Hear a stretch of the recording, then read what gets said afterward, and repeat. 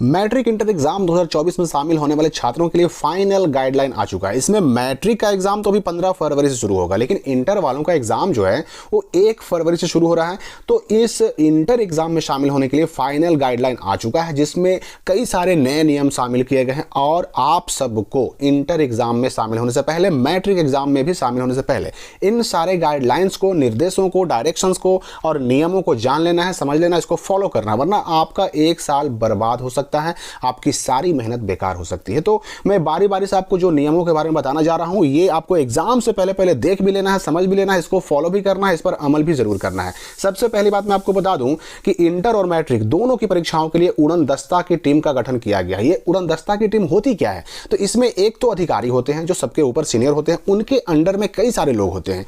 अब ये उड़न दस्ता की टीम जो होती है ना, ये सारे लोग, पूरा ग्रुप अलग अलग सेंटर पे जाते हैं और सेंटर पर जाने के बाद सबसे बड़ा डर अगर जो छात्रों को है किसी से, तो वह उड़न दस्ता की टीम से है। देखिए, आपको सेंटर वाले अक्सर एक्सपेल नहीं करते, निष्कासित नहीं करते। आपको उस सेंटर पर तैनात ड्यूटी करने वाले शिक्षक या वहां के सीएस ये जनरली एक्सपेल्ड नहीं करते, लेकिन उड़न दस्ता की टीम जो बाहर से आती है, ये चाहे तो आपको एक्सपेल कर सकती है। इसलिए आपके सेंटर पर जब ये आए, बाहरी टीम आए, उस वक्त आपको विशेष सतर्क रहना है, ध्यान देना है। कोई ऐसी चीज अगर आपके पास पाई गई, ये लोग पकड़ लेते हैं, क्योंकि ये लोग आएंगे तो भाई आपको खड़ा करके चेक भी कर सकते हैं। तो ये आपको जांच करेंगे, जब अगर आपके पास तो कुछ आपत्तिजनक मिल गया तो ये आपको एक्सपेल भी कर सकते हैं। तो इनसे विशेष करके सावधान रहना है। अगली बात जो हम जानेंगे कि अगर आप में से किसी के, चाहे मैट्रिक का हो चाहे इंटर का हो, एडमिट कार्ड में अगर फोटो और साइन का दिक्कत है, फोटो साइन या तो छपा हुआ नहीं है या फिर फोटो साइन किसी और का छपा हुआ है, तो ऐसे लोगों को ऐसा नहीं कि घबराना है। उन लोगों को अपना एडमिट कार्ड, एक आईडी कार्ड और एक फोटो लेके जाना है अपने सेंटर पर। हर सेंटर पर बिहार बोर्ड ने क्या किया है ना कि मोबाइल फोन के साथ, इंटरनेट के साथ और बिहार बोर्ड के ऐप के साथ एक टीचर को नियुक्त किया है, जो कि एप्लीकेशन वाले, यानी कि जो समझिए कि कंप्यूटर और मोबाइल के जानकार हैं।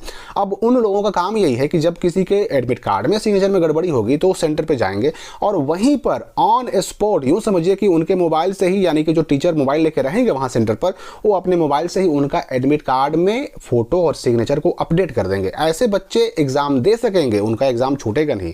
यही नहीं, ऐसे ही लोग जिनके पास मोबाइल फोन होगा, जो ऐप अपने मोबाइल में ऐप को इंस्टॉल रखेंगे, वैसे लोग हर परीक्षा केंद्र पर एक एक लोग होंगे और वो क्या करेंगे कि हर सेंटर से ऑनलाइन रिपोर्ट किसको भेजेंगे? तो बिहार स्कूल एग्जामिनेशन बोर्ड को भेजेंगे। और रिपोर्ट में क्या होगा कि हाँ भाई, हर दिन कितने बच्चे एग्जाम में बैठ रहे थे, उसमें से कितने बच्चे प्रेजेंट हुए, कितने एब्सेंट हुए, अगर कोई एक्सपेल्ड हुआ तो कितना एक्सपेल्ड हुआ, ये सारा रिपोर्ट ऑनलाइन जाएगा मोबाइल ऐप के जरिए हर एक सेंटर से प्रतिदिन।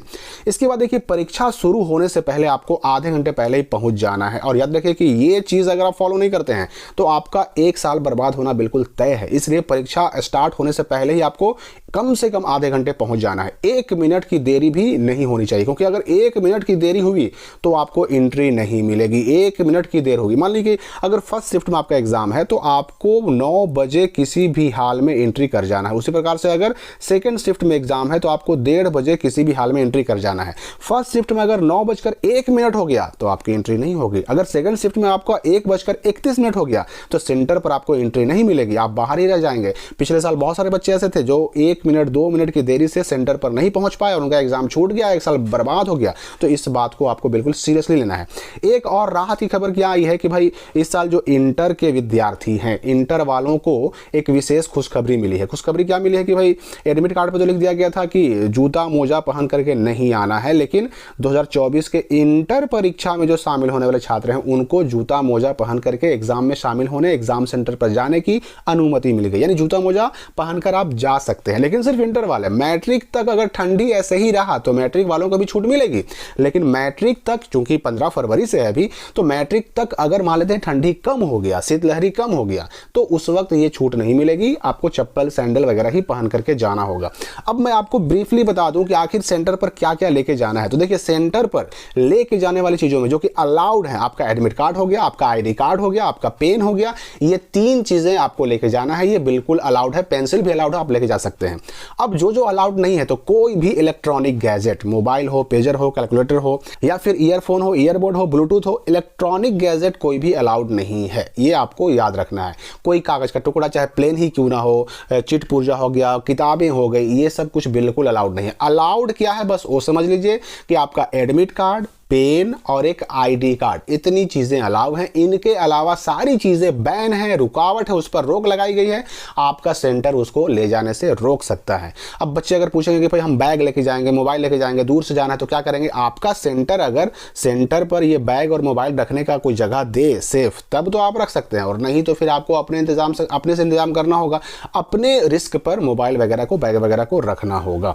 तो इतनी चीज आप समझ लेंगे। इसके बाद देखिए एक बात और कि एक रूम में जितने भी परीक्षार्थी बैठे हैं, जितने भी छात्र बैठे हैं, उससे मतलब नहीं है। 25 छात्रों पर एक टीचर रहेंगे, वही जो कि आपको एमआर देते हैं, आपको कॉपी देते हैं, आपको अटेंडेंस सीट देते हैं। 25 छात्रों पर एक टीचर रहेंगे। और अब आखिरी में कि अगर किसी कारण से किसी बच्चे का एग्जाम छूट गया है 2024 का, मैट्रिक इंटर, एडमिट कार्ड नहीं आया, अटेंडेंस की वजह से नहीं आया, नाम कटने की वजह से नहीं आया, तो ऐसे बच्चों की विशेष परीक्षा होगी अप्रैल में। इसका फॉर्म भराएगा मार्च में। ऐसे बच्चे बिल्कुल टेंशन ना लें। मार्च में फॉर्म भराएगा, अप्रैल में एग्जाम होगा। और याद रखिए कि ये स्पेशल एग्जाम में बैठने से आपको डिवीजन भी मिलेगा, आपको वो सारी सुविधाएं मिलेंगी, प्रोत्साहन राशि 10,000 जो मिलता है वो भी मिलेगा। यानी कि जो फरवरी वाली परीक्षा में जो सुविधाएं, जो फायदा, जो स्कॉलरशिप वगैरह मिलता है, वो सब कुछ ये विशेष एग्जाम अप्रैल में देने से भी मिलेगा। कोई चिंता नहीं करनी है। हाँ, कंपार्टमेंटल के रूप में अगर इस एग्जाम में फरवरी में बैठ रहे हैं, फरवरी वाले एग्जाम में बैठ करके फेल हो जाते हैं, 1-2 सब्जेक्ट के लिए अगर फिर से हम अप्रैल में बैठते हैं, तब आपको डिवीजन नहीं मिलेगा, तब आपको प्रोत्साहन राशि नहीं मिलेगा।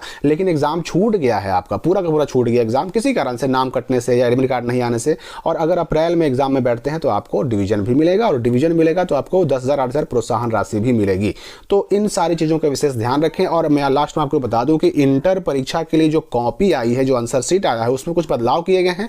वो वीडियो आपका कल सुबह डाला जाएगा। फिलहाल इस वीडियो के लिए इतना ही। मिलते हैं हम अगली वीडियो में एक नई जानकारी के साथ।